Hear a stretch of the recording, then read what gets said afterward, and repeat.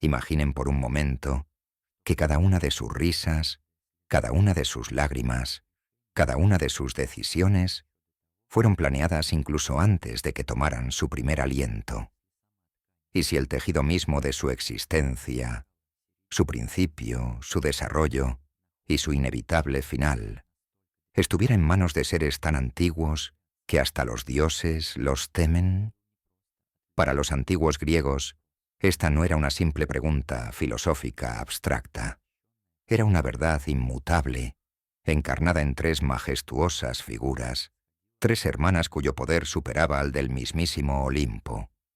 No lanzaban rayos ni gobernaban los mares, pero en sus manos residía algo infinitamente más fundamental: el destino mismo.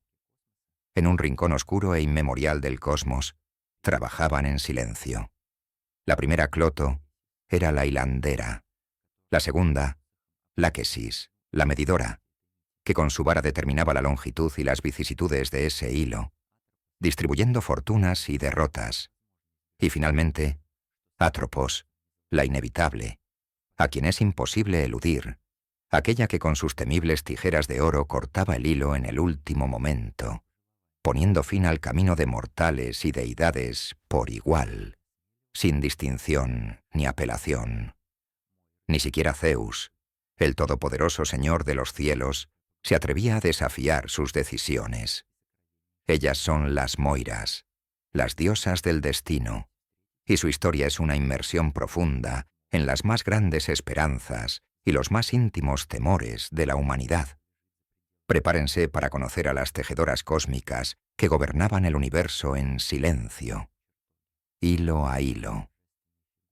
En un lugar que yace más allá del tiempo y del espacio, quizás en una cueva cósmica o en un palacio etéreo, tres figuras solemnes cumplen con su deber eterno en un silencio casi absoluto, interrumpido solo por el zumbido del huso y el clic metálico final de las tijeras. Son tres hermanas, tres rostros de una misma fuerza, cada una con su nombre, su herramienta y su función, que juntas definen la totalidad del ser. Conocer a cada una por separado es comprender las etapas mismas del destino. La primera de ellas, generalmente considerada la más joven, es Cloto, cuyo nombre significa la que hila. Es ella quien inicia todo el proceso.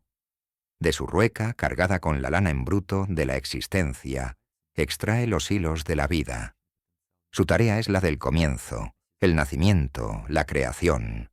Imaginen cómo con dedos ágiles y concentrados transforma el potencial caótico de la no existencia en un hilo coherente y tangible. Cada hilo que hila es una nueva vida que comienza en el mundo de los mortales. Cloto no decide cuál será la calidad de esa vida. Simplemente la inicia. Ella es la encarnación del acto mismo de nacer, del primer aliento que pone en marcha todo el mecanismo del destino. Su herramienta, el huso, que gira y tuerce las fibras, es el símbolo perfecto del despliegue inicial de la vida, un momento de pura creación y de posibilidades ilimitadas. Ella es la guardiana de la puerta a la existencia. Una vez que Cloto ha hilado el hilo, este pasa a manos de la segunda hermana, Láquesis, que significa la que asigna o la que echa a suertes. Su función es determinar el curso mismo. Con su vara o cayado de medir, determina la longitud del hilo. Pero no solo eso. Es ella quien asigna los eventos, las pruebas, las alegrías, las fortunas y las desgracias que llenarán esa vida. Láquesis teje en la narrativa los giros de la trama, los nudos de las dificultades y los tramos lisos de la felicidad. Su nombre proviene de una palabra que significa recibir por suerte o destino, la porción que a cada uno le corresponde.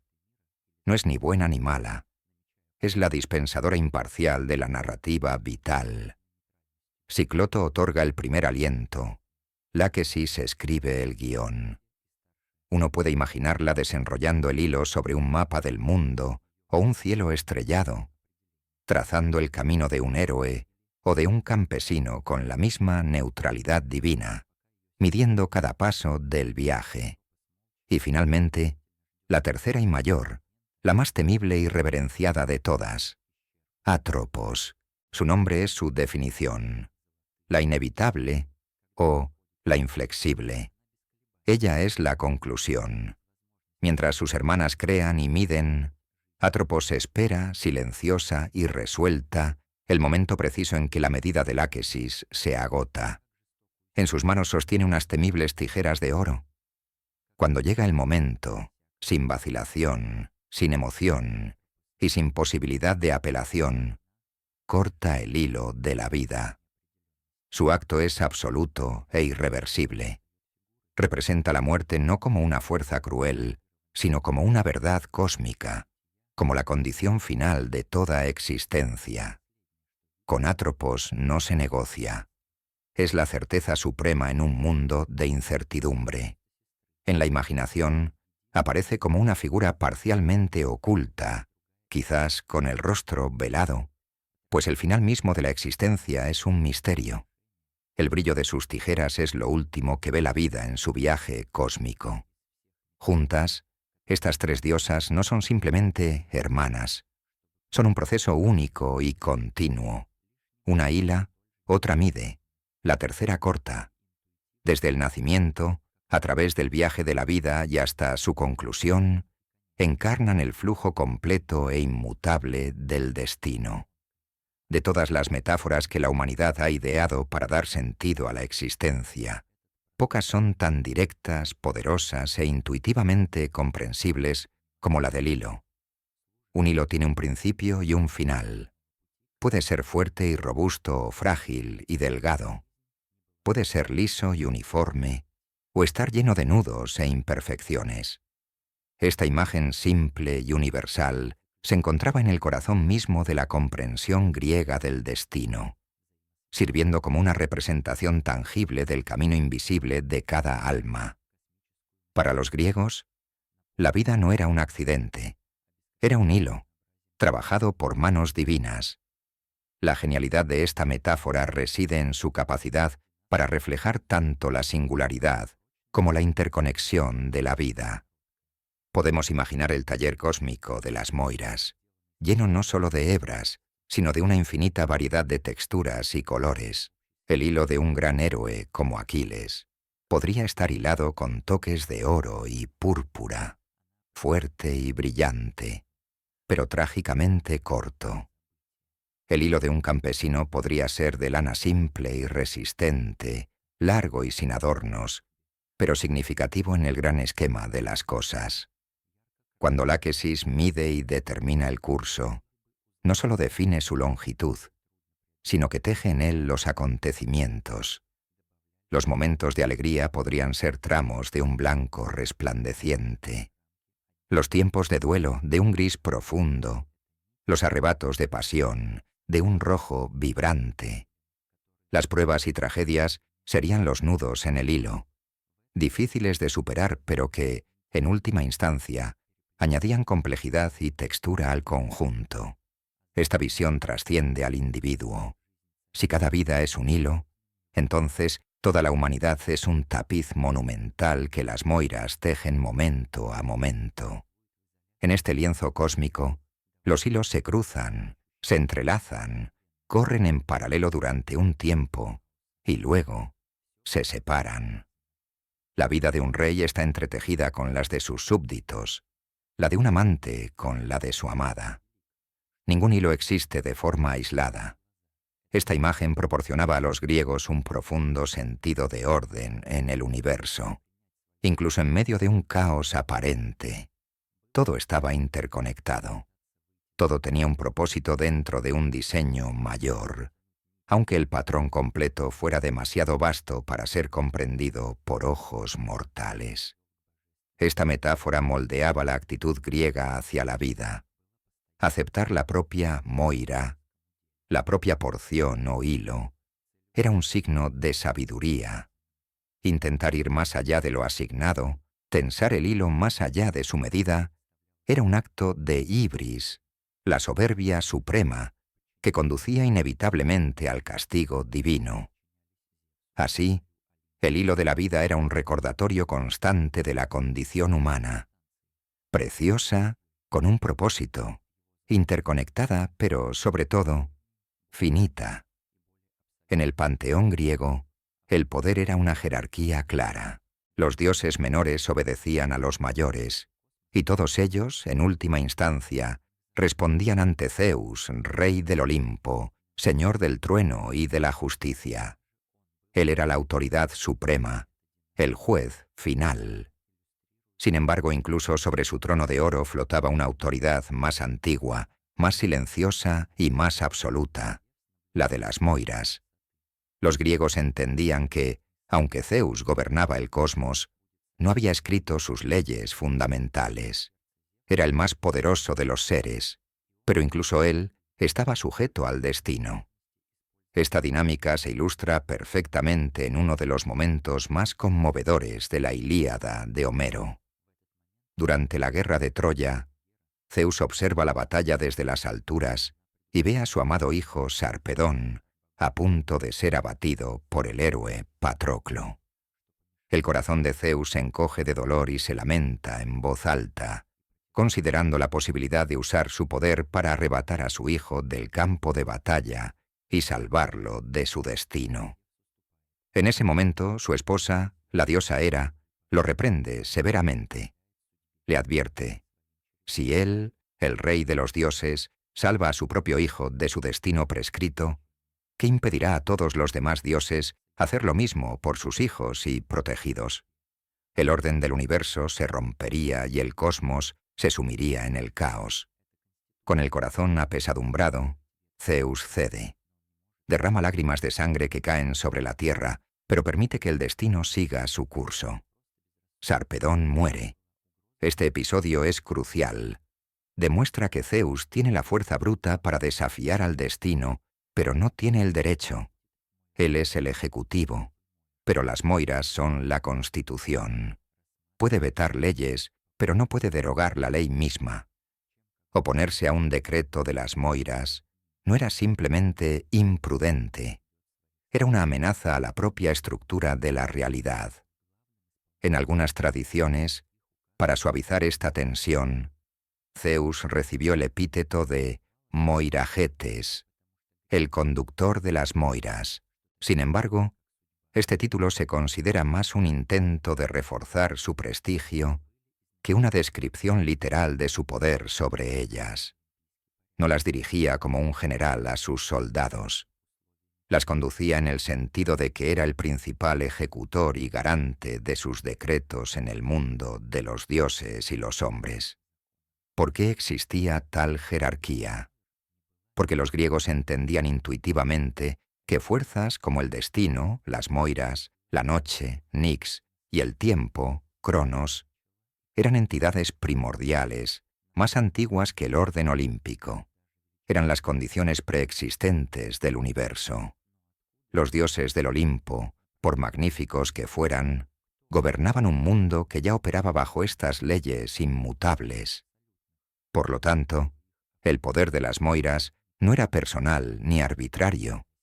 Era la fuerza impersonal e inalterable de la propia causalidad, del principio y del fin. Una verdad tan fundamental que ni los más grandes dioses se atrevían a cuestionarla. Pero ¿de dónde proceden las fuerzas que guían al propio destino? ¿Quién o qué podría ser la fuente de entidades tan absolutas que su autoridad nunca fuera cuestionada?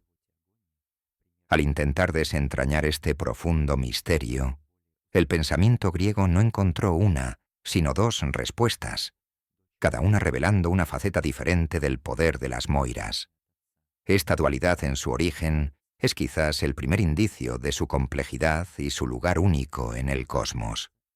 La primera y más antigua versión, narrada por el poeta Hesíodo en su Teogonía alrededor del siglo VIII a.C., es la más aterradora y primordial.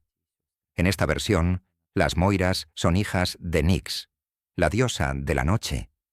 No fueron engendradas por un padre, sino que surgieron directamente de la oscuridad primordial, una entidad que existía antes que Zeus y todo el orden olímpico. Imaginen esta escena. De la negrura silenciosa y absoluta del universo joven, emergen no solo las Moiras, sino también sus terribles hermanos. Tánatos, la muerte personificada. Hipnos, el sueño. Némesis, la venganza. Y las Keres, los espíritus de la muerte violenta. Ser hijas de la noche dotaba a las Moiras de una antigüedad y soberanía innatas. No son creaciones de un orden establecido. Son el orden mismo, tejido con la materia fundamental del cosmos. Este origen las posiciona como fuerzas de la naturaleza, impersonales, inescrutables e indiferentes a los deseos y plegarias de dioses y mortales. Operan bajo una ley que precede a la propia justicia divina, una ley tan antigua como la oscuridad misma. Sin embargo, Hesíodo, quizás reflejando un cambio en las sensibilidades religiosas y políticas de su tiempo, presenta en la misma obra una segunda genealogía. En esta versión, más civilizada, las Moiras son hijas de Zeus, rey de los dioses, y de Temis, la titánide que personifica la ley, el orden y la costumbre divinas. Este linaje tiene un significado enorme. Al convertirlas en hijas del Dios Supremo y de la justicia, su función se redefine. Dejan de ser fuerzas caóticas y primordiales para convertirse en las ejecutoras del orden y la justicia de Zeus. Aquí, el destino ya no es una fuerza ciega, sino un instrumento que se alinea con la voluntad del gobernante del Olimpo. Esta versión servía a un propósito claro: consolidar el poder de Zeus sobre todos los aspectos del universo, incluido el concepto más rebelde de todos. Si el destino era su hija, entonces, de alguna manera, estaba bajo su control o, al menos, en armonía con sus designios. Era una forma de organizar el panteón y el cosmos bajo una única autoridad central, la olímpica. Esta ambigüedad es fascinante. ¿Son las Moiras fuerzas salvajes nacidas de la noche? ¿O son las administradoras de la ley celestial de Zeus? Para los griegos, en cierto sentido, eran ambas cosas. Su verdadero origen permanecía envuelto en misterio, lo que solo aumentaba su poder. Independientemente de si eran hijas de la oscuridad o de la justicia, una verdad permanecía constante y aceptada por todos. Sus decisiones eran finales. Pero ¿cómo se adora a un poder al que es imposible persuadir? Si el destino tejido por las Moiras es inalterable, ¿qué sentido tienen los templos, los altares y las plegarias? Esta aparente contradicción define la esencia de la veneración a estas diosas. Los griegos no rezaban a las Moiras para que cambiaran de opinión, porque sabían que era imposible. Su veneración no era un acto de negociación, sino un acto de profundo respeto, reconocimiento y aceptación. Era una forma de alinear la vida humana con el orden cósmico, en lugar de intentar someter el cosmos a la voluntad humana. El culto a las Moiras era, en esencia, un ejercicio de humildad ante lo inevitable. A diferencia de los vibrantes cultos a Apolo o Atenea, llenos de festividades y peticiones de favores, la veneración a las Moiras era austera y solemne. Se las honraba en los momentos más cruciales de la existencia, en los dos portales que gobernaban directamente, el nacimiento y la muerte. Cuando nacía un niño, era costumbre ofrecer plegarias y pequeñas ofrendas a las diosas. Sus padres no pedían una vida de rey o riquezas incalculables, sino que el hilo hilado por Cloto fuera fuerte, que Láquesis lo midiera con generosidad y que Atropos mantuviera sus tijeras alejadas el mayor tiempo posible. Ofrendas de pasteles de miel, leche y flores se dejaban en altares domésticos, un gesto para apaciguar y honrar a las tejedoras, para que la porción del niño fuera, al menos, benévola. A menudo se las asociaba con Ilitia, la diosa de los partos, lo que demuestra cómo el inicio de la vida estaba intrínsecamente ligado al inicio del destino. En el otro extremo de la vida, en la muerte, las moiras estaban igualmente presentes. Los ritos funerarios eran un reconocimiento público de que la medida del áquesis se había agotado y que Atropos había cumplido con su deber. Lamentar la pérdida era humano, pero aceptar el veredicto del destino era una necesidad espiritual. En ciudades importantes como Corinto, Esparta y Delfos, existían santuarios dedicados a ellas, a menudo situados en encrucijadas o junto a templos de dioses mayores, como el propio Zeus. Esto refuerza la idea de que el destino no era una religión aparte, sino una verdad fundamental que impregnaba toda la fe griega.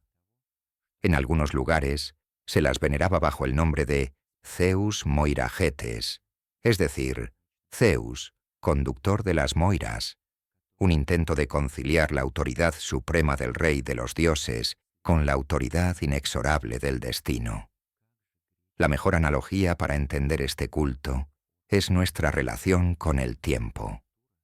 Nadie reza al tiempo para que se detenga o retroceda. Lo reconocemos, lo medimos y construimos nuestras vidas en torno a su flujo constante. El culto a las moiras era similar, una profunda y reverente inclinación ante las leyes fundamentales del universo. Un reconocimiento de que cada vida es un hilo precioso, hilado, medido y finalmente cortado por manos más antiguas y poderosas que las de los propios dioses. Si las moiras trabajaban en el silencio y el misterio, ¿cómo les dio forma y rostro la imaginación griega? El arte y la literatura transformaron estas fuerzas abstractas en figuras comprensibles a través de un conjunto de símbolos potente y coherente que permitía a los mortales visualizar a las guardianas de su propio destino. Cada objeto asociado a ellas no era un simple atrezo, sino un capítulo de su historia, un icono cargado de profundo significado filosófico y existencial. El símbolo central, por supuesto, es el hilo de la vida, pero son las herramientas que lo manipulan las que definen a cada una de las tres hermanas. Cloto, la hilandera, está inseparablemente ligada a su rueca, la vara que sostiene la lana sin procesar, y a su uso, el instrumento que gira para crear el hilo. La rueca simboliza el potencial puro, la materia prima de la existencia antes de que tome forma. El uso, con su giro constante, representa el acto de la creación, el inicio del tiempo y del ser para un individuo. En vasos y relieves, Cloto suele ser representada como una figura concentrada, una artesana divina en el inicio de su creación. Láquesis, la medidora, porta los símbolos del análisis y la asignación. A menudo sostiene una vara o cayado de medir, con el que determina la longitud del hilo. Este símbolo es directo. La vida tiene una medida finita. En otras representaciones, sostiene un globo o desenrolla un pergamino. El globo representa el mundo, y al pasar el hilo sobre él, estaría determinando el viaje geográfico y las pruebas de un individuo. El pergamino es una poderosa metáfora alternativa. La vida como una historia ya escrita, cuyo contenido ella revela o determina. A veces, Láquesis también es representada con una balanza, lo que la conecta directamente con la justicia de Temis y la retribución de Némesis, sugiriendo que el destino asignado no es aleatorio, sino pesado según un orden cósmico. Finalmente, Atropos, la inevitable, empuña el símbolo más temible e icónico de todos: las tijeras. No unas tijeras cualquiera, sino descritas como brillantes, afiladas e implacables. Es uno de los símbolos más potentes de la finalidad en la cultura occidental. Las tijeras no aplastan ni rasgan. Cortan de forma limpia, rápida y definitiva. Representan la conclusión, una decisión que no puede ser revertida. Su presencia en el arte es siempre sombría y ominosa, mientras que sus hermanas pueden parecer neutrales o incluso creativas. La imagen de Atropos con las tijeras levantadas es un recordatorio inequívoco de la finitud. En el arte griego, las moiras casi siempre eran representadas como mujeres serias y solemnes, vestidas con túnicas largas, a menudo blancas. A veces se las imagina como jóvenes doncellas, otras como matronas severas y en tradiciones posteriores, como 3 ancianas vetustas. Esta diferencia de edad es irrelevante. Lo que permanece constante es su expresión grave y concentrada. No muestran alegría, ira ni tristeza. Son la encarnación del deber cósmico, absortas en su tarea eterna, indiferentes a todo lo demás. Son el mecanismo silencioso y eficiente en el centro del universo. Las moiras, en su mayor parte, gobernaban desde la distancia, permaneciendo como una fuerza de fondo en el gran escenario de la mitología griega. Sin embargo, en ciertos momentos cruciales, su presencia o la manifestación directa de sus decretos irrumpía en las narrativas de dioses y héroes, sirviendo como un recordatorio inequívoco de quién ostentaba realmente el poder supremo. Estas apariciones, aunque raras, se cuentan entre los episodios más reveladores de la mitología, pues demuestran que ni la furia de los dioses ni el valor de los mortales podían alterar lo que ya estaba tejido. Una de las historias más dramáticas sobre el intento de eludir el destino es la del héroe Meleagro, príncipe de Calidón. Pocos días después de su nacimiento, las 3 moiras se aparecieron en la habitación del recién nacido para declarar su destino. Cloto y Láquesis hablaron de una vida de valor y nobleza, pero Atropos señaló un leño de madera que ardía en el hogar y decretó solemnemente que el niño viviría solo, mientras ese leño no fuera consumido por el fuego.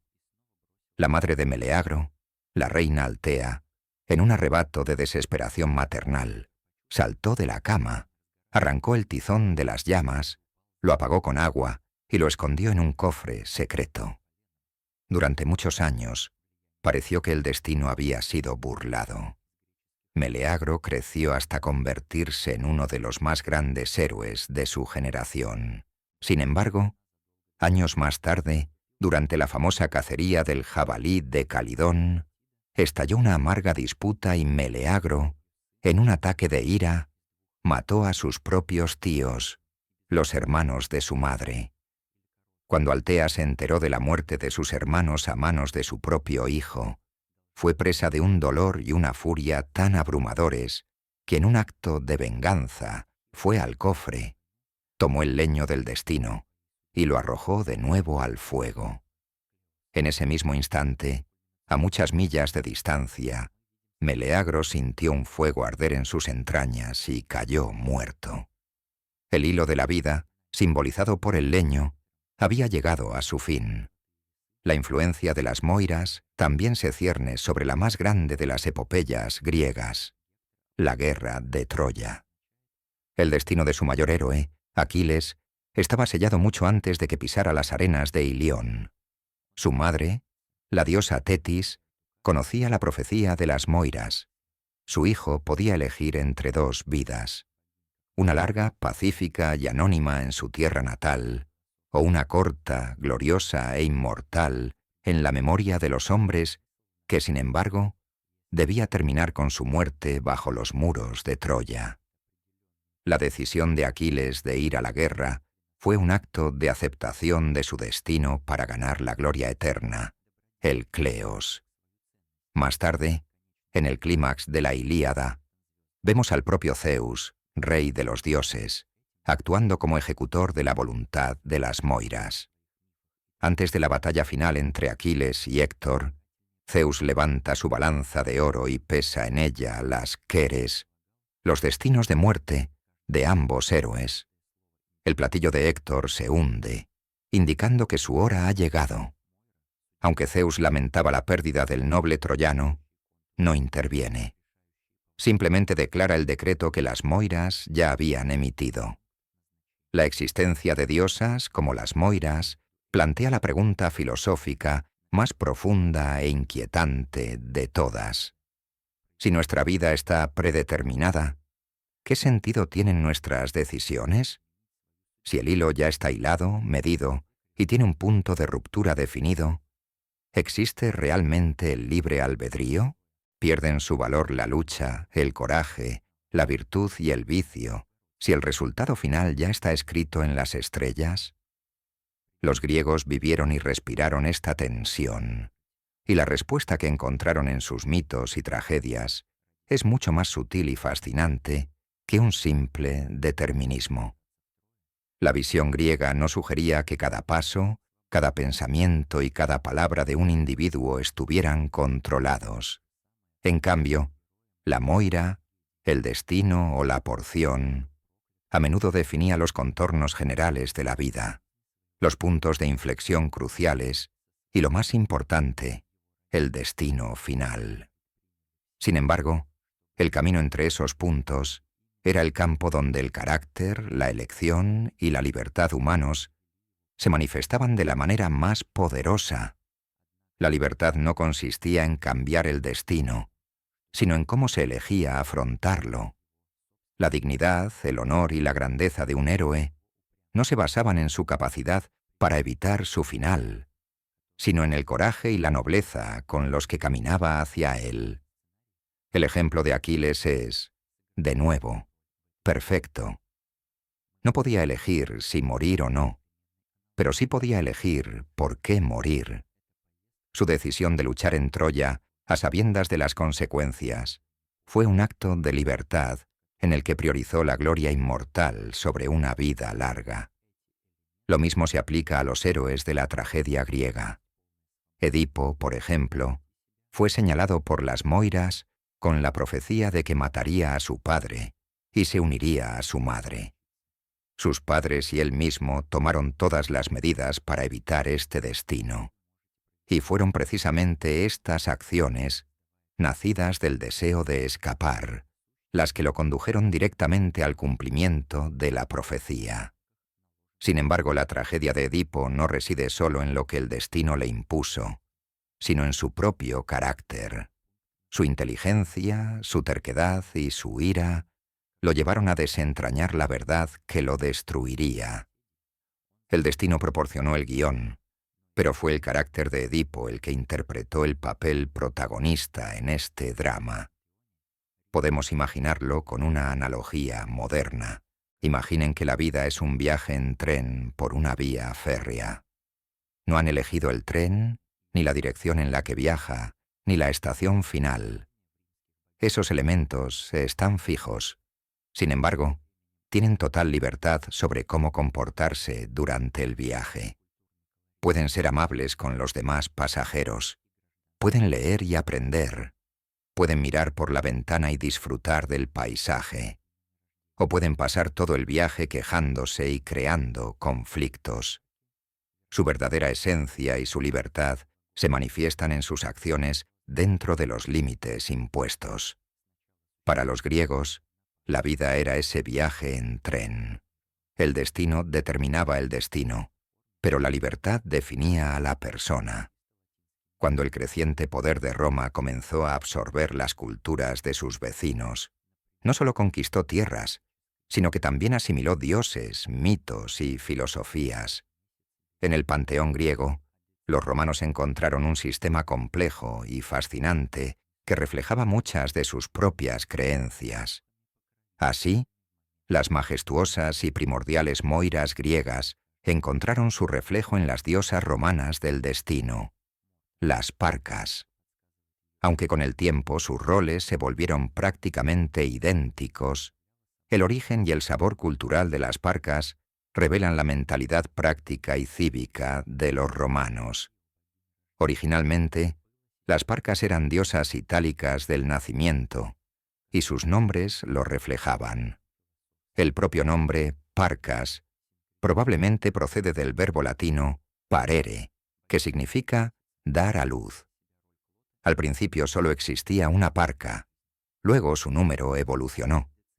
En su forma más conocida, se convirtieron en un trío, pero con nombres puramente latinos: Nona, Décima y Morta. Los nombres de las dos primeras diosas están directamente relacionados con la gestación humana. Nona era invocada en el 9º mes de embarazo y Décima en el 10º, para asegurar un nacimiento a término. Eran ante todo espíritus protectores en el momento del nacimiento, una preocupación vital para toda familia romana.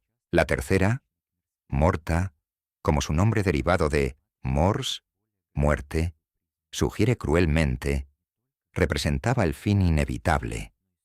Bajo la profunda influencia de la cultura helenística, este trío de diosas del nacimiento fue sistemáticamente superpuesto a las moiras griegas, que poseían una carga filosófica mucho mayor. El sincretismo fue casi perfecto. Nona, la diosa del 9º mes, asumió el papel de Cloto y se convirtió en la hilandera que inicia la vida. Décima, la diosa del 10º mes, fue identificada con láquesis, la medidora que determina la longitud y la calidad del hilo. Y Morta, la diosa del final, se convirtió en el equivalente directo de la temible Atropos, la que corta el hilo. Adoptaron todos los símbolos de sus homólogas griegas: la rueca, el huso, la vara de medir y las tijeras. Sin embargo, una sutil diferencia de énfasis persistió. Mientras que las moiras siempre mantuvieron un aire de fuerza cósmica y primordial, a menudo indiferentes a los asuntos mundanos, las parcas fueron vistas con frecuencia a través de una lente más cívica. No solo gobernaban los destinos de los individuos, sino también el destino de la propia Roma. El concepto de fatum, aquello que ha sido dicho, el decreto divino, era central para la identidad romana. El poeta Virgilio, en su epopeya La Eneida, presenta el destino de Eneas de fundar la nación romana como un fatum inquebrantable, una decisión del destino que ni siquiera la reina de los dioses, Juno, pudo impedir en última instancia. Así, las parcas eran consideradas tanto las tejedoras de las vidas personales como las garantes del gran destino del imperio. Eran la ley suprema no solo del cosmos, sino también de la propia Roma. Las moiras o parcas desaparecieron de los templos hace casi 2 milenios, pero nunca han abandonado realmente la conciencia humana. Su presencia ya no se encuentra en los rituales, sino en el lenguaje, el arte, la literatura y en las metáforas silenciosas que utilizamos para dar sentido a nuestra propia existencia.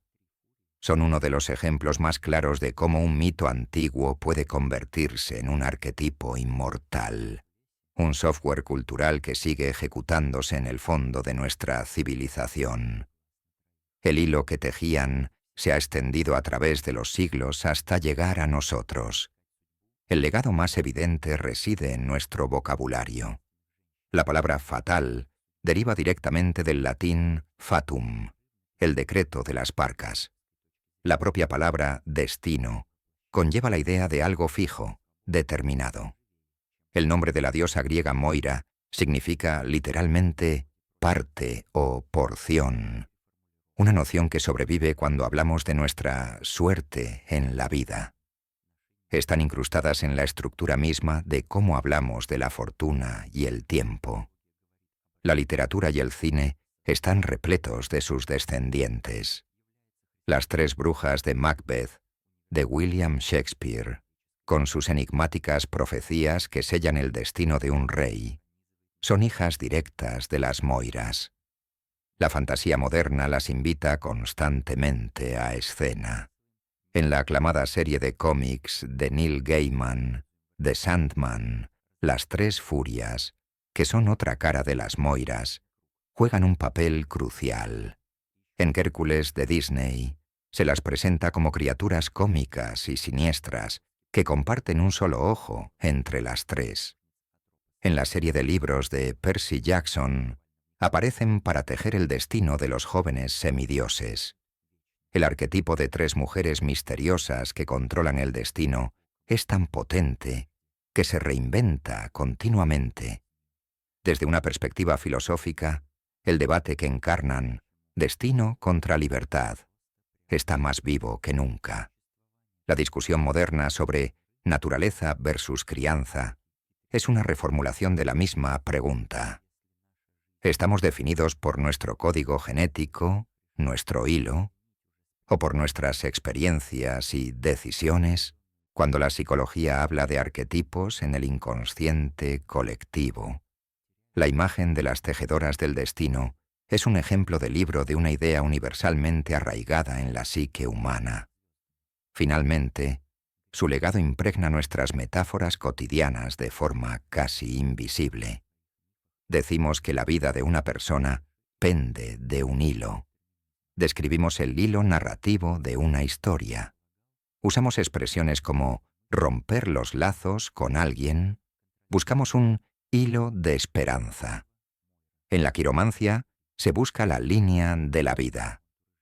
Todas estas expresiones son ecos lejanos de la rueca de Cloto, la vara de Láquesis y las tijeras de Atropos.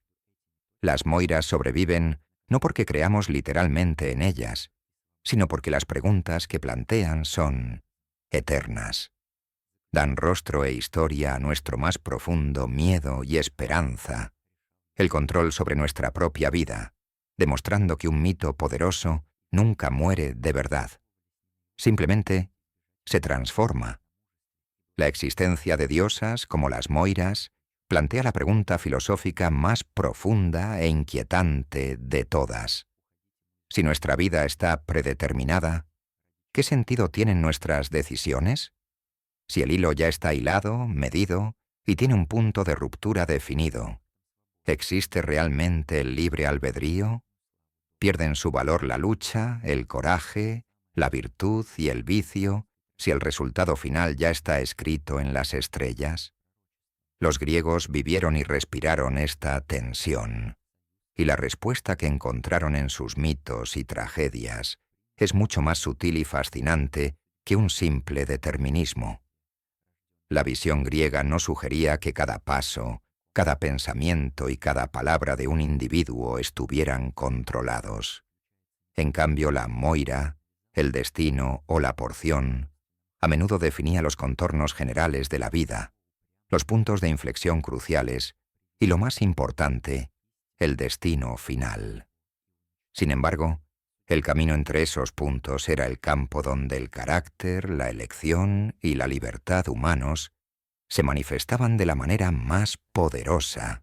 La libertad no consistía en cambiar el destino, sino en cómo se elegía afrontarlo. La dignidad, el honor y la grandeza de un héroe no se basaban en su capacidad para evitar su final, sino en el coraje y la nobleza con los que caminaba hacia él. El ejemplo de Aquiles es, de nuevo, perfecto. No podía elegir si morir o no, pero sí podía elegir por qué morir. Su decisión de luchar en Troya, a sabiendas de las consecuencias, fue un acto de libertad en el que priorizó la gloria inmortal sobre una vida larga. Lo mismo se aplica a los héroes de la tragedia griega. Edipo, por ejemplo, fue señalado por las moiras con la profecía de que mataría a su padre y se uniría a su madre. Sus padres y él mismo tomaron todas las medidas para evitar este destino. Y fueron precisamente estas acciones, nacidas del deseo de escapar, las que lo condujeron directamente al cumplimiento de la profecía. Sin embargo, la tragedia de Edipo no reside solo en lo que el destino le impuso, sino en su propio carácter. Su inteligencia, su terquedad y su ira lo llevaron a desentrañar la verdad que lo destruiría. El destino proporcionó el guión, pero fue el carácter de Edipo el que interpretó el papel protagonista en este drama. Podemos imaginarlo con una analogía moderna. Imaginen que la vida es un viaje en tren por una vía férrea. No han elegido el tren, ni la dirección en la que viaja, ni la estación final. Esos elementos están fijos. Sin embargo, Tienen total libertad sobre cómo comportarse durante el viaje. Pueden ser amables con los demás pasajeros, pueden leer y aprender, pueden mirar por la ventana y disfrutar del paisaje, o pueden pasar todo el viaje quejándose y creando conflictos. Su verdadera esencia y su libertad se manifiestan en sus acciones dentro de los límites impuestos. Para los griegos, la vida era ese viaje en tren. El destino determinaba el destino, pero la libertad definía a la persona. Pero, ¿era esta ley del destino realmente tan absoluta e impenetrable? No existía en este muro de granito de la predestinación ni una sola grieta, ni un resquicio oculto por el que pudiera filtrarse un rayo de esperanza o de astucia divina. Los mitos, por regla general, afirman que no. Y sin embargo, en un raro y revelador relato, encontramos una historia no sobre cómo desafiar a las moiras, sino sobre cómo engañarlas. Esta historia involucra nada menos que al radiante dios Apolo, patrón de las artes y las profecías. Apolo sentía un profundo afecto por el rey mortal Admeto de Feras, un hombre noble y piadoso.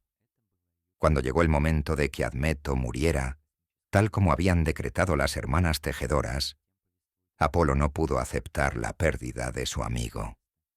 Sabiendo que una confrontación directa con las moiras era impensable y solo conduciría al desastre, eligió un camino digno de un dios de la astucia y la razón. No se presentó ante ellas con armas o amenazas. En su lugar llegó con una ofrenda, el más dulce néctar, la bebida divina que podía nublar la mente incluso de los seres más firmes. Les ofreció un banquete, conversó cortésmente con ellas y, seducidas por el encanto y el agasajo divino, las tres hermanas, normalmente austeras e impasibles, se permitieron relajarse por primera vez en eones. Su eterna concentración vaciló. Fue en este raro estado de complacencia cuando Apolo les presentó su petición. No pidió que se anulara el decreto. Pidió un trato. Y las moiras, ebrias y en un momento de inusual flexibilidad, accedieron. Admeto podría seguir viviendo. Su hilo no sería cortado, pero con una condición. El acto final debía cumplirse. El equilibrio cósmico exigía que otra persona ocupara voluntariamente su lugar, entregando su propio hilo a cambio del de él. No fue una anulación del destino, sino una transferencia, un resquicio legal a escala cósmica. La historia cuenta entonces cómo la leal esposa de Admeto, Alcestis, aceptó este sacrificio, demostrando el máximo grado de devoción. Este mito es increíblemente importante. No debilita el poder de las moiras, sino que, por el contrario, lo subraya. Demuestra que ni siquiera uno de los olímpicos más poderosos se atreve a contradecirlas y debe recurrir a la artimaña y el engaño. Prueba que su poder no es mera autoridad, sino una ley fundamental de la naturaleza, como la gravedad o el paso del tiempo. No se puede anular, pero, como demuestra Apolo, en circunstancias extraordinarias, se puede intentar sortear usando sus propias reglas. El destino debe cumplirse, pero la astucia, a veces, puede negociar sobre quién. Esta ley cósmica que las moiras representaban no operaba en el vacío. Las tres hermanas no eran figuras solitarias en un espacio vacío. Eran el corazón de una vasta, antigua y temible familia de fuerzas primordiales, nacidas de la misma esencia original, la diosa Nix, la personificación de la noche. Comprender su entorno, a sus hermanos, nos permite ver que las moiras no eran solo tres diosas, sino el núcleo de todo un ecosistema que garantizaba la estabilidad y el orden en el universo. Entre sus parientes más cercanos se encontraba Tánatos, la personificación de la muerte. Es importante entender que Tánatos no era quien tomaba las decisiones. No vagaba por el mundo eligiendo a quién segar la vida. era el ejecutor, el agente frío e imparcial que venía a reclamar un alma solo, después de que Atropos ya hubiera hecho su trabajo y cortado el hilo. Era la mano que ejecutaba la sentencia, de forma similar a como en el mito de Sarpedón son él y su hermano gemelo Hipnos quienes retiran impasiblemente el cuerpo del héroe del campo de batalla por orden de Zeus. El propio Hipnos, dios del sueño, también era su hermano, y esta conexión es profundamente simbólica. Los griegos veían el sueño como una pequeña muerte, un viaje temporal a los reinos crepusculares gobernados por las mismas fuerzas primordiales. Cada noche, al sumergirse en el sueño, una persona se desconectaba temporalmente del mundo de los vivos, ensayando la despedida final. Pero quizás su hermana más importante era Némesis, la diosa de la venganza. Si las moiras establecían la medida, Némesis se aseguraba de que nadie intentara excederla. Era la guardiana del equilibrio cósmico, la personificación de la retribución inevitable. Cuando un mortal, o incluso un dios, mostraba ibris, soberbia, arrogancia, el intento de ir más allá de los propios límites y estirar el hilo más allá de lo asignado, era Némesis quien garantizaba un castigo justo y a menudo destructivo. Era la fuerza que ponía a los presuntuosos en su lugar. La historia de Ícaro, cuyas alas se derritieron al volar demasiado cerca del sol, es un mito de Némesis en acción. No castigaba por malicia, restauraba un orden que había sido violado. Así, toda esta familia trabajaba en perfecta sinergia. Las moiras dictaban el veredicto original, Némesis reprimía cualquier intento de infringirlo, y Tánatos llevaba a cabo el acto final e irreversible. Era una burocracia impecable y omnímoda de la necesidad cósmica, donde cada uno tenía su función clara e inexorable. Pero ¿por qué tres? ¿Por qué tres hermanas y no una única diosa o todo un panteón del destino?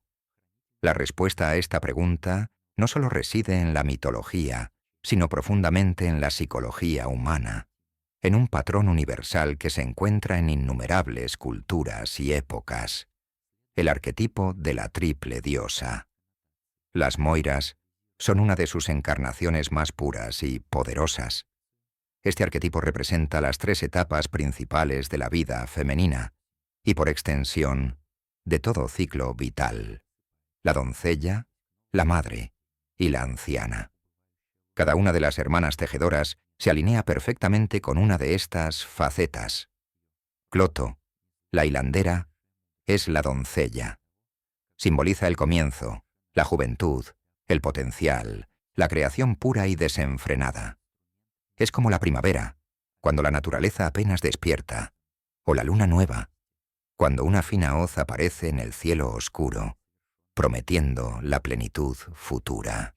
Su juventud no es ingenuidad, sino la energía ilimitada de la creación, el momento en que todo es posible y nada está aún definido de forma concluyente. Ella es la promesa de la vida. Láquesis, la medidora, es la madre. Representa la madurez, la fertilidad, no en el sentido de tener hijos, sino en el de nutrir la vida con eventos, significado y sustancia. Es la fuerza gestora que toma el potencial puro creado por la doncella y le da forma, estructura y dirección. Es el verano en su apogeo, cuando los campos dan su fruto, o la luna llena, brillando en toda su gloria. Es la guardiana y administradora del viaje de la vida, manteniendo su flujo. Y finalmente, Atropos, la inevitable, es la anciana, o más precisamente, la sabia.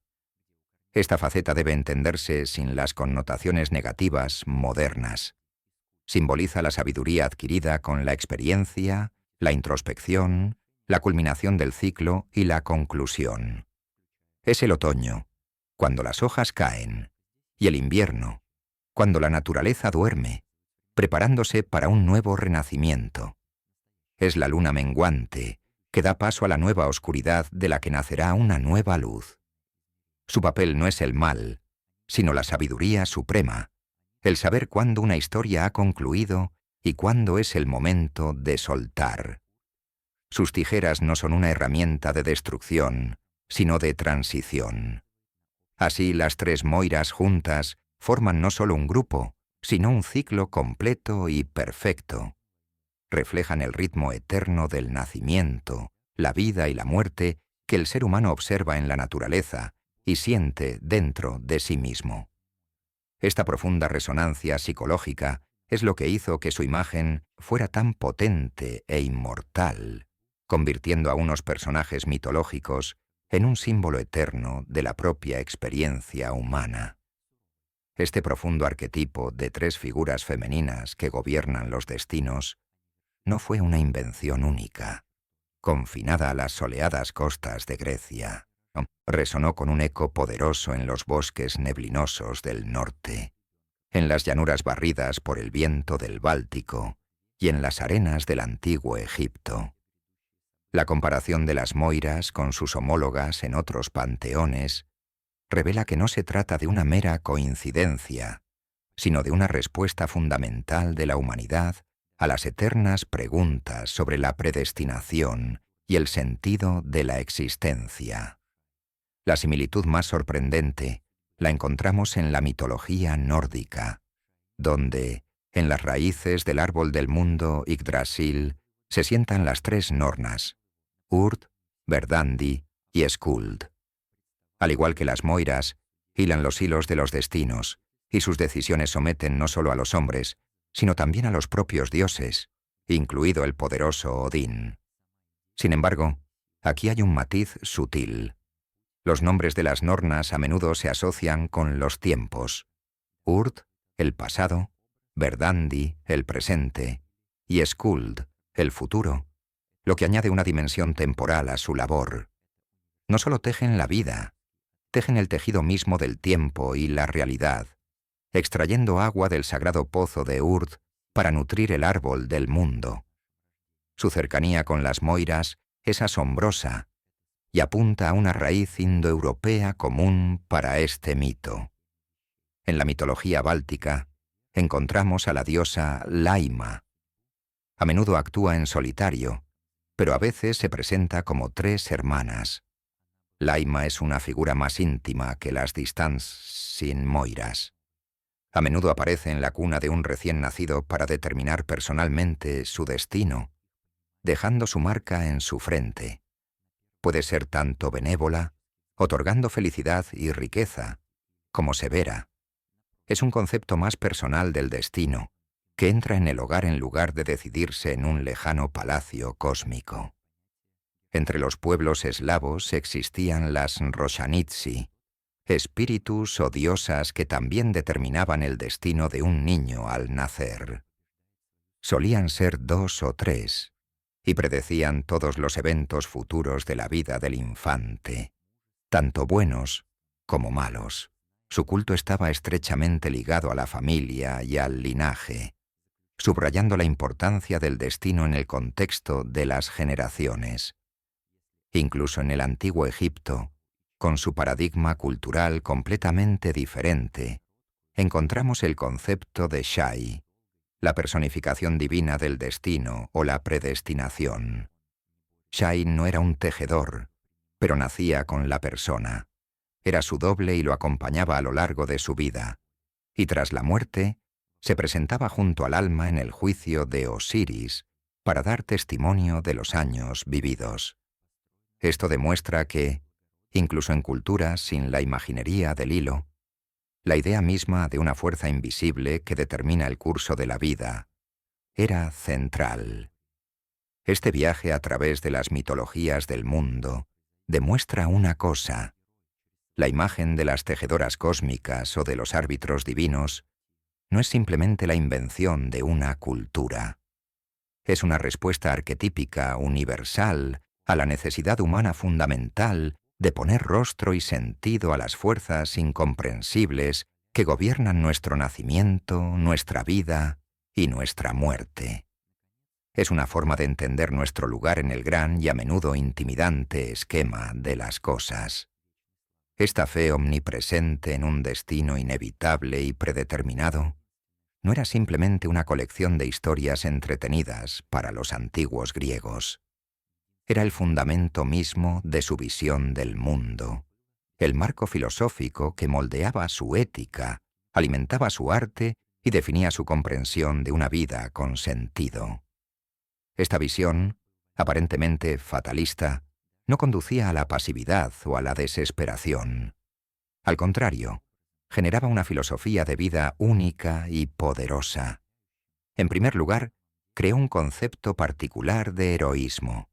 En la comprensión moderna, un héroe es alguien que supera todos los obstáculos y vence. Para un griego, el héroe no es quien derrota a su destino, pues eso es imposible, sino quien lo afronta con dignidad, coraje y nobleza, incluso conociendo el trágico final. El mayor acto de heroísmo consistía en elegir conscientemente el camino que llevaba al fin predestinado, si ese camino traía gloria y honor.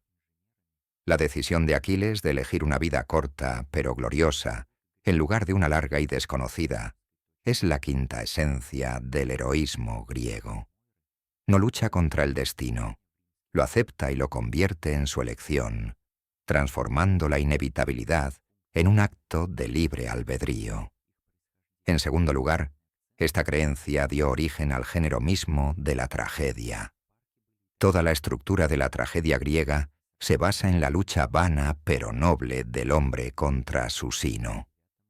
Los espectadores que asistían al teatro para ver Edipo rey ya conocían el final de la historia.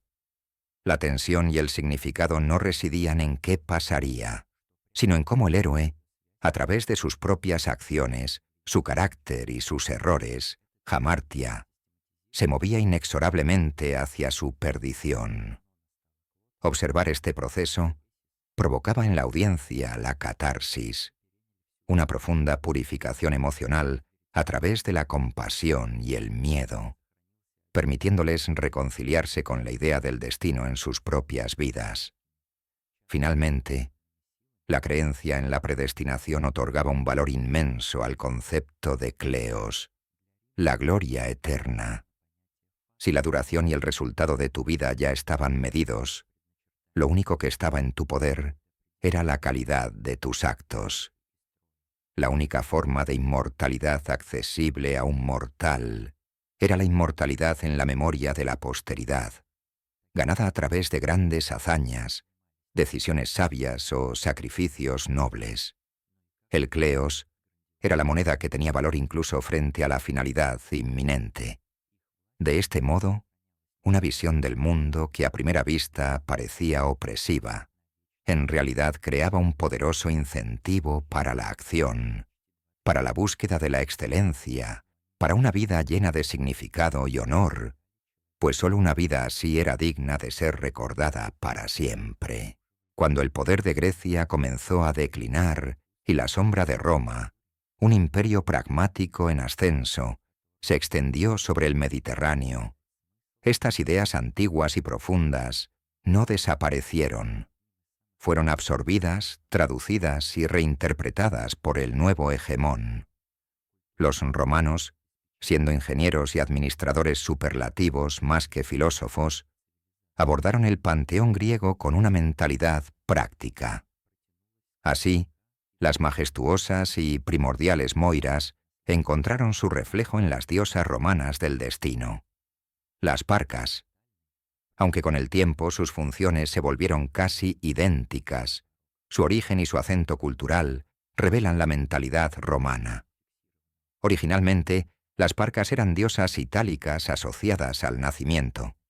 Sus nombres, Nona y Décima, se referían al 9º y 10º mes de gestación y eran invocadas para asegurar partos a buen término. La tercera se llamaba Morta, del latín mors, lo que indicaba directamente su conexión con el final de la vida. Bajo la enorme influencia de la cultura griega, este trío fue sistematizado y completamente identificado con las moiras. Nona se convirtió en Cloto, Décima en Láquesis y Morta en Atropos. Adoptaron toda su iconografía, la rueca, el huso y las tijeras. Sin embargo, un importante matiz romano persistió. Si las moiras siempre permanecieron como fuerzas cósmicas, a menudo distantes, las parcas estaban más íntimamente ligadas al destino del Estado. Para los romanos, el concepto de fatum, el hado divino, el designio inalterable, era de vital importancia. Fue el fatum el que predestinó que Eneas, huyendo de Troya, debía fundar una gran nación en suelo itálico. El destino de Roma era sagrado e ineludible. Así, las parcas eran percibidas no solo como las tejedoras de los destinos individuales, sino también como las garantes de la grandiosa misión divina del propio imperio. Su poder se extendía no solo al cosmos, sino, lo que era más importante para un romano, a la ciudad eterna de Roma. Las moiras o parcas desaparecieron de los templos hace casi 2 milenios, pero nunca han abandonado realmente la conciencia humana. Su presencia ya no se encuentra en los rituales, sino en el lenguaje, el arte, la literatura y en las metáforas silenciosas que utilizamos para dar sentido a nuestra propia existencia. Son uno de los ejemplos más claros de cómo un mito antiguo puede convertirse en un arquetipo inmortal, un software cultural que sigue ejecutándose en el fondo de nuestra civilización. El hilo que tejían se ha extendido a través de los siglos hasta llegar a nosotros. El legado más evidente reside en nuestro vocabulario. La palabra fatal deriva directamente del latín fatum, el decreto de las parcas. La propia palabra destino conlleva la idea de algo fijo, determinado. El nombre de la diosa griega Moira significa literalmente parte o porción, una noción que sobrevive cuando hablamos de nuestra suerte en la vida. Están incrustadas en la estructura misma de cómo hablamos de la fortuna y el tiempo.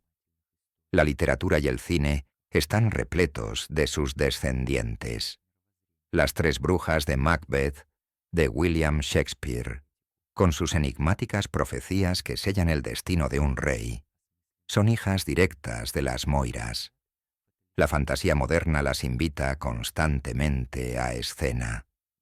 En la aclamada serie de cómics de Neil Gaiman, The Sandman, las tres furias, que son otra cara de las moiras, juegan un papel crucial. En Hércules, de Disney, se las presenta como criaturas cómicas y siniestras que comparten un solo ojo entre las tres. En la serie de libros de Percy Jackson, aparecen para tejer el destino de los jóvenes semidioses. El arquetipo de tres mujeres misteriosas que controlan el destino es tan potente que se reinventa continuamente. Desde una perspectiva filosófica, el debate que encarnan, destino contra libertad, está más vivo que nunca. La discusión moderna sobre naturaleza versus crianza es una reformulación de la misma pregunta. ¿Estamos definidos por nuestro código genético, nuestro hilo, o por nuestras experiencias y decisiones? Cuando la psicología habla de arquetipos en el inconsciente colectivo, la imagen de las tejedoras del destino es un ejemplo de libro de una idea universalmente arraigada en la psique humana. Finalmente, su legado impregna nuestras metáforas cotidianas de forma casi invisible. Decimos que la vida de una persona pende de un hilo. Describimos el hilo narrativo de una historia. Usamos expresiones como romper los lazos con alguien. Buscamos un hilo de esperanza. En la quiromancia se busca la línea de la vida. Todas estas expresiones son ecos lejanos de la rueca de Cloto, la vara de Láquesis y las tijeras de Atropos. Las moiras sobreviven no porque creamos literalmente en ellas, sino porque las preguntas que plantean son eternas. Dan rostro e historia a nuestro más profundo miedo y esperanza. el control sobre nuestra propia vida, demostrando que un mito poderoso nunca muere de verdad. Simplemente se transforma, continuando entretejiendo su antiguo hilo en el tejido de nuestro propio tiempo. Esta fe omnipresente en un destino inevitable y predeterminado no era simplemente una colección de historias entretenidas para los antiguos griegos. Era el fundamento mismo de su visión del mundo, el marco filosófico que moldeaba su ética, alimentaba su arte y definía su comprensión de una vida con sentido. Esta visión, aparentemente fatalista, no conducía a la pasividad o a la desesperación. Al contrario, generaba una filosofía de vida única y poderosa. En primer lugar, creó un concepto particular de heroísmo. En la comprensión moderna, un héroe es alguien que supera todos los obstáculos y vence. Para un griego, el héroe no es quien derrota a su destino, pues eso es imposible, sino quien lo afronta con dignidad, coraje y nobleza, incluso conociendo el trágico final. El mayor acto de heroísmo consistía en elegir conscientemente el camino que llevaba al fin predestinado, si ese camino traía gloria y honor. La decisión de Aquiles de elegir una vida corta pero gloriosa, en lugar de una larga y desconocida, es la quinta esencia del heroísmo griego. No lucha contra el destino, lo acepta y lo convierte en su elección, transformando la inevitabilidad en un acto de libre albedrío. En segundo lugar, esta creencia dio origen al género mismo de la tragedia. Toda la estructura de la tragedia griega se basa en la lucha vana pero noble del hombre contra su sino. Los espectadores que asistían al teatro para ver Edipo rey ya conocían el final de la historia. La tensión y el significado no residían en qué pasaría, sino en cómo el héroe, a través de sus propias acciones, su carácter y sus errores, hamartia, se movía inexorablemente hacia su perdición. Observar este proceso provocaba en la audiencia la catarsis, una profunda purificación emocional a través de la compasión y el miedo, permitiéndoles reconciliarse con la idea del destino en sus propias vidas. Finalmente, la creencia en la predestinación otorgaba un valor inmenso al concepto de kleos, la gloria eterna. Si la duración y el resultado de tu vida ya estaban medidos, lo único que estaba en tu poder era la calidad de tus actos. La única forma de inmortalidad accesible a un mortal era la inmortalidad en la memoria de la posteridad, ganada a través de grandes hazañas, decisiones sabias o sacrificios nobles. El kleos era la moneda que tenía valor incluso frente a la finalidad inminente.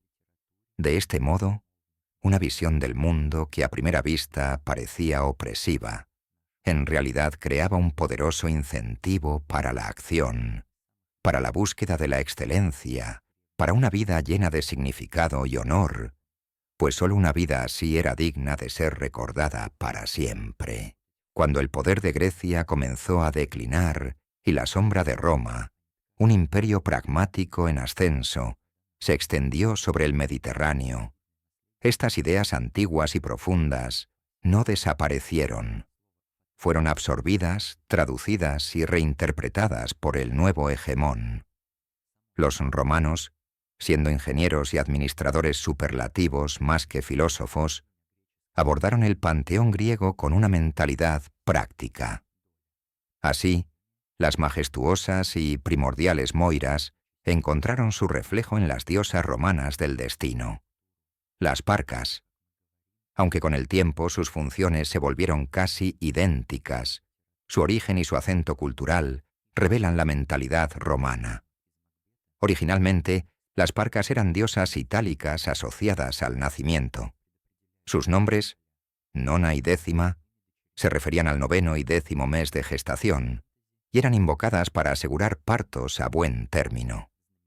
La tercera se llamaba Morta, del latín mors, lo que indicaba directamente su conexión con el final de la vida.